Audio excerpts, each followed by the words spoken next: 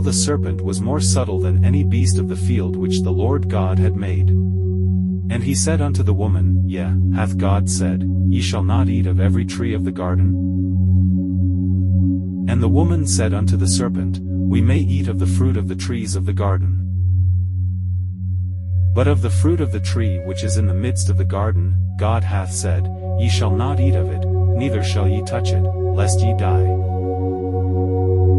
And the serpent said unto the woman, Ye shall not surely die. For God doth know that in the day ye eat thereof, then your eyes shall be opened, and ye shall be as gods, knowing good and evil. And when the woman saw that the tree was good for food, and that it was pleasant to the eyes, and a tree to be desired to make one wise, she took of the fruit thereof, and did eat, and gave also unto her husband with her, and he did eat. And the eyes of them both were opened, and they knew that they were naked, and they sewed fig leaves together, and made themselves aprons. And they heard the voice of the Lord God walking in the garden in the cool of the day, and Adam and his wife hid themselves from the presence of the Lord God amongst the trees of the garden. And the Lord God called unto Adam, and said unto him, Where art thou? And he said, I heard thy voice in the garden, and I was afraid, because I was naked, and I hid myself. And he said, Who told thee that thou wast naked? Hast thou eaten of the tree, whereof I commanded thee that thou shouldest not eat? And the man said, The woman whom thou gavest to be with me, she gave me of the tree, and I did eat. And the Lord God said unto the woman, What is this that thou hast done? And the woman said, The serpent beguiled me, and I did eat. And the Lord God said unto the serpent, Because thou hast done this, thou art cursed above all cattle, and above every beast of the field, upon thy belly shalt thou go, and dust shalt thou eat all the days of thy life.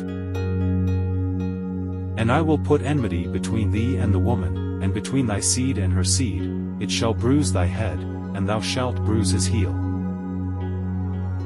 Unto the woman he said, I will greatly multiply thy sorrow and thy conception, in sorrow thou shalt bring forth children, and thy desire shall be to thy husband, and he shall rule over thee. And unto Adam he said, Because thou hast hearkened unto the voice of thy wife, and hast eaten of the tree, of which I commanded thee, saying, Thou shalt not eat of it, cursed is the ground for thy sake, in sorrow shalt thou eat of it all the days of thy life. Thorns also and thistles shall it bring forth to thee, and thou shalt eat the herb of the field.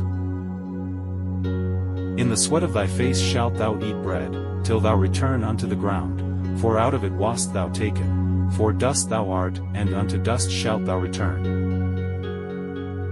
And Adam called his wife's name Eve, because she was the mother of all living. Unto Adam also and to his wife did the Lord God make coats of skins, and clothed them.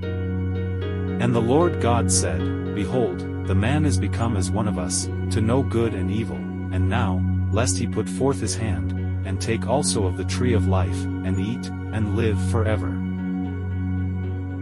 Therefore the Lord God sent him forth from the Garden of Eden, to till the ground from whence he was taken. So he drove out the man, and he placed at the east of the Garden of Eden cherubims, and a flaming sword which turned every way, to keep the way of the tree of life.